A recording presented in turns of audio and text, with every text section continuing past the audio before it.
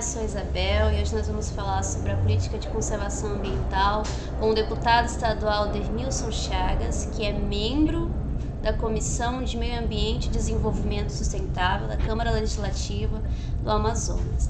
Primeiramente, eu quero agradecer novamente, o senhor deputado, por ter aceitado o convite e contribuir conosco nesse assunto que é muito importante, senhor deputado?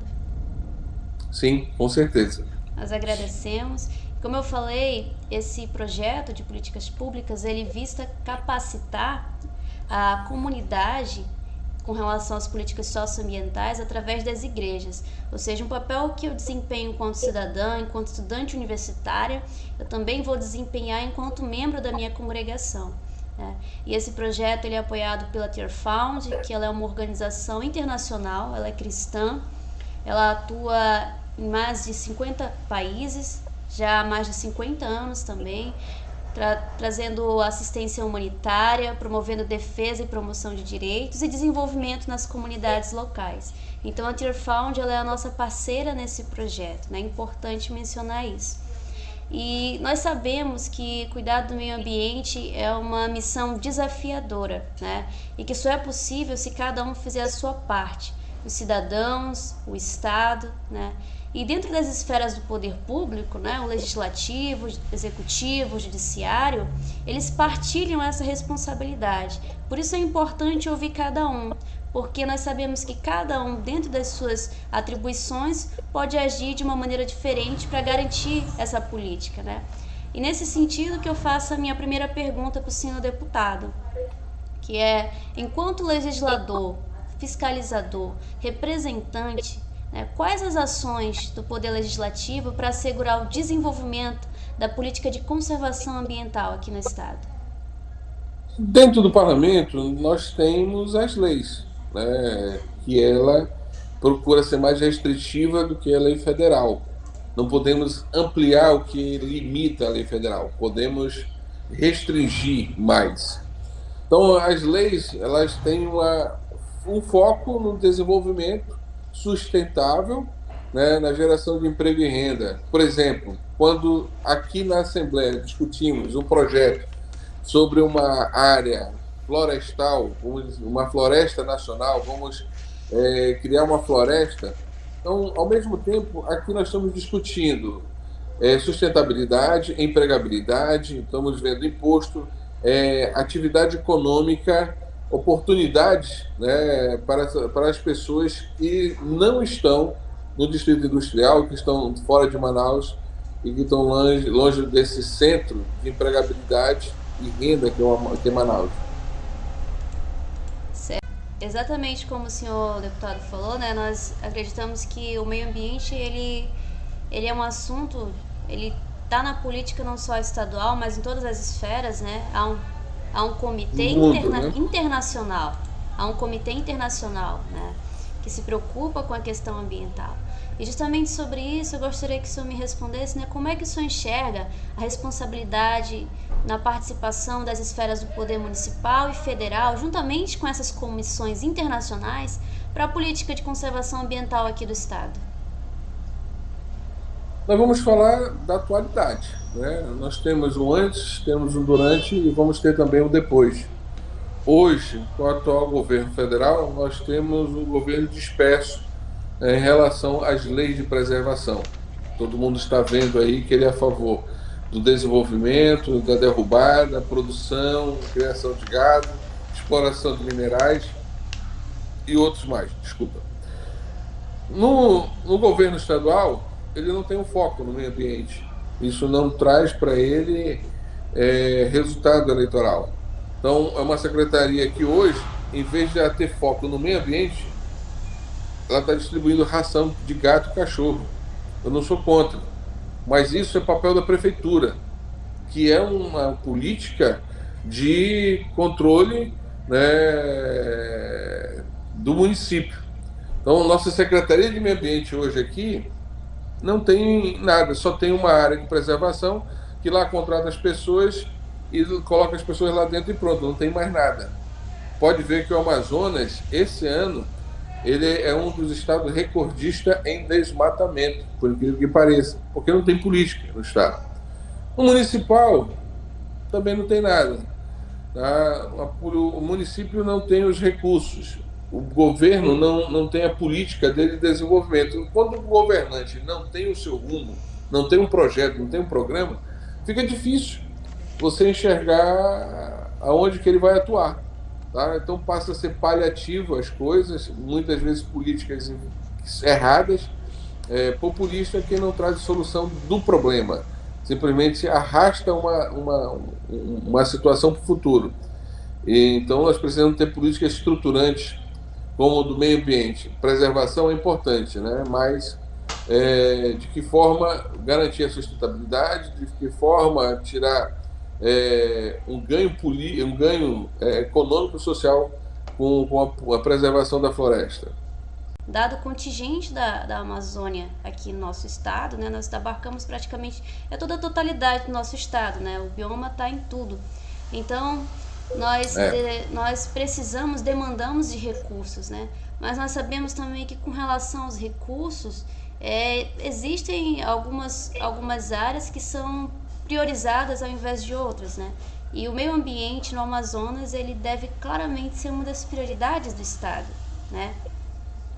Não está sendo. E é justamente sobre isso que eu quero fazer a minha pergunta, você pode aproveitar para falar, que é com relação aos recursos, né, destinados à política ambiental, né, através do orçamento, dos planos, né, que o governo faz, destinando esses recursos, existe alguma prerrogativa legal para que a Assembleia Legislativa ela participe no sentido de exigir que esses valores sejam efetivamente utilizados para o que foram previamente destinados? Sim.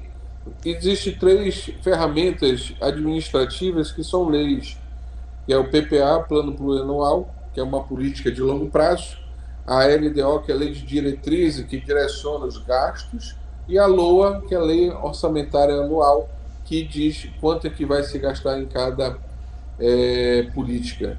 Então, essas 3 ferramentas, ali se discute o orçamento. Então, o governo manda para a Assembleia já um esboço do que ele vai fazer, a política que ele vai adotar, aonde que ele vai investir mais. Então, o governante, dependendo da situação, ele pode ter o seu foco no meio ambiente e pode ter o seu foco na saúde, na educação, como na estrutura. 3 coisas são fundamentais e básicas para qualquer governo: saúde, educação e segurança.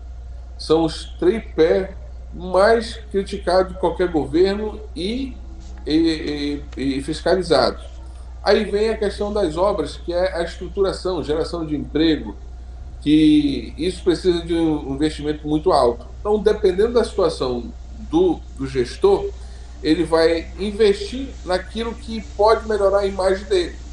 No governo atual, ele vai querer jogar dinheiro para obras, vai querer colocar dinheiro para assistencialismo, para atender a população.